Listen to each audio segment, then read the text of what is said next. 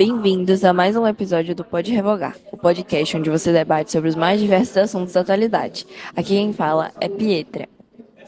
E eu sou Melissa. Neste espaço, você pode ouvir sobre os diversos lados e as diferentes realidades sociais. E neste episódio, queremos falar um pouco sobre a reforma do ensino médio com vocês e refletir como ela atinge as escolas públicas e privadas de forma desigual. É legal falarmos de que o novo ensino médio torna obrigatório que o jovem opte por uma formação profissional e técnica dentro da carga horária do ensino médio regular. Ao final dos 3 anos, os sistemas de ensino certificam o aluno do ensino médio e no curso técnico ou nos cursos profissionalizantes que escolheu. Você, ouvinte, sabe como está sendo a experiência dos jovens nessa mudança? Resolvemos trazer o estudante Davi Borges, do primeiro ano do ensino médio do Colégio Marista Patamares de Salvador, para falar sua experiência com essa reforma. Davi, como funciona a reforma do ensino médio na sua escola? Bom dia, gente. Meu nome é Davi e eu estou fazendo o primeiro ano no Colégio Marista. Na minha escola, todo o ensino médio passou a ter aula no período oposto, à tarde. E a gente teve a inserção dos itinerários optativos. Com 4 aulas, ou seja, 200 minutos por semana, os estudantes podem escolher entre 3 áreas: matemática e suas tecnologias, ciências humanas mais as linguagens e seus códigos, que por sinal está junto, eles optaram por juntar essas matérias, e ciências da natureza. Além disso, surgiram disciplinas duvidáveis, principalmente na rede pública. Nas escolas particulares, a gente teve o projeto de vida. E qual foi sua experiência? Então, dando minha opinião acerca da reforma na minha escola, porque, a implementação dos itinerários foi uma boa adição, ainda que sejam necessárias algumas medidas de organização e definição a respeito do assunto estudado. Entretanto, acho que o aumento da carga horária, juntamente com as novas disciplinas, foi uma péssima decisão, porque toma um tempo importante da semana dos alunos para muitas vezes utilizar de forma indevida ou não relevante o suficiente. É claro que nosso sistema educacional precisa ser reformado, mas as providências tomadas serviram, em sua maioria, para sucatear ainda mais o ensino público. Por fim, enquanto o ensino médio particular teve seus altos e baixos nessa reforma, eu acho que o público teve apenas os baixos. Entendi. Muito obrigada, Davi.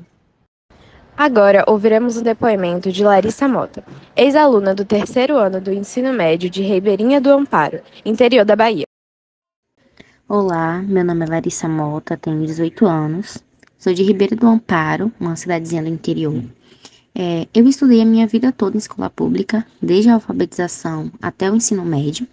Atualmente, eu faço licenciatura em matemática na UFBA, o que já é uma grande conquista, principalmente por conta da realidade em que vivia. Hoje vejo um mundo diferente, para além do que o lugar em que morava me permitia sonhar, o que acaba me motivando ainda mais. Eu quis ser professora porque quero ajudar os alunos da mesma forma em que fui ajudada, incentivá-los e mostrá-los que eles podem muito mais do que acham. Quero que eles saibam que a formatura no ensino médio é só o começo da vida deles. E eu sei disso porque tive professores incríveis para me incentivar. E eu quero ser essa professora para os meus alunos também. Servir como exemplo e ajudar em tudo que for preciso para que eles prosperem também. Em relação à reforma do ensino médio, na minha escola, ela funcionou da seguinte forma. Com o intuito de implementar a reforma, a escola precisou abdicar de aulas essenciais, tais como as aulas de biologia, que teve sua carga horária diminuída. E mesmo tentando fazer da melhor forma possível, isso nos deixou com uma lacuna maior do que a que já tínhamos, principalmente por se tratar de escola pública e no interior. A minha experiência, eu não considerei algo bom. Além do que já falei, preciso pontuar o lado dos professores também, visto que eles não tiveram nenhum tipo de preparação para lecionar as novas disciplinas da ementa curricular, tendo que se reinventar e se virar mesmo da maneira que eles podiam, sem nenhum apoio ou suporte. A verdade é que toda inovação ou mudança é ótima em teoria, mas na prática não acontece assim. A minha opinião sobre essa reforma é que, como eu já disse, não foi algo que considerei positivo. Tendo em vista que escola pública, a reforma do ensino médio não veio como algo bom. Nos privou das aulas de matérias super importantes que formam a nossa base, principalmente quando falamos do Enem e de vestibulares em geral. Então, assim, como eu já disse, vou pontuar novamente, a reforma no ensino médio, eu não enxerguei ela como algo positivo. Eu acho que ela pode vir a ser algo positivo, mas se pensada e estruturada de uma forma melhor. E também pensando mais nas escolas públicas e vendo como que essa nova ementa, essa nova grade curricular pode ser implementada de maneira que não tire as matérias que formam a nossa base, como eu já disse, para vestibulares, que são coisas super importantes na vida dos alunos no ensino médio. Agora, para encerrar, nós convidamos a professora de História, Daiane de Oliveira, a qual atua no Colégio Marista, onde nosso convidado Davi estuda, e da escola onde Larissa estuda, para apresentar sua visão abrangente sobre esse tema. Olá, ouvintes. Meu nome é Daiane Oliveira, sou professora de História nas redes pública e particular. De antemão, quero agradecer o convite para falar sobre um tema tão importante como a reforma do ensino médio, ou a Lei 13.415 de 2017. Como professora dos dois universos da educação, eu posso atestar que a reforma do ensino médio aprofundou drasticamente a desigualdade educacional brasileira. Para compreendermos melhor os efeitos desta reforma na escola pública em interface com a escola particular, eu trouxe para vocês 3 tópicos para refletirmos em conjunto. O primeiro tópico é a redução da carga horária. Nós tivemos a redução da carga horária da base comum na escola pública. A base comum são as disciplinas que já existiam antes da reforma do ensino médio e para as quais temos formações acadêmicas como História, Geografia, Filosofia, Biologia, Química, Física. História, por exemplo, possuía 2 aulas no primeiro ano, 2 aulas no segundo ano, 2 aulas no terceiro ano. Com a reforma do ensino médio, viu sua carga horária ser reduzida para 1 aula no primeiro ano, 1 aula no segundo ano, mantidas as 2 aulas no terceiro ano. Já era muito difícil dar conta de um conteúdo programático com uma carga horária tão diminuta.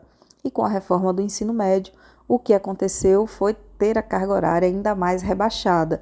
Enquanto isso, na escola particular, a base comum foi mantida. Um outro tópico a ser pensado é a impossibilidade de escolha dos itinerários formativos na maior parte das escolas públicas brasileiras. Em escolas como a minha, por exemplo, nós tínhamos um terceiro ano no matutino. Como é que nós iríamos ofertar 4 itinerários diferentes para um terceiro ano? Nós não tínhamos nem salas suficientes para fazer isso. Ou seja, a reforma não pensou nem na infraestrutura das escolas do país.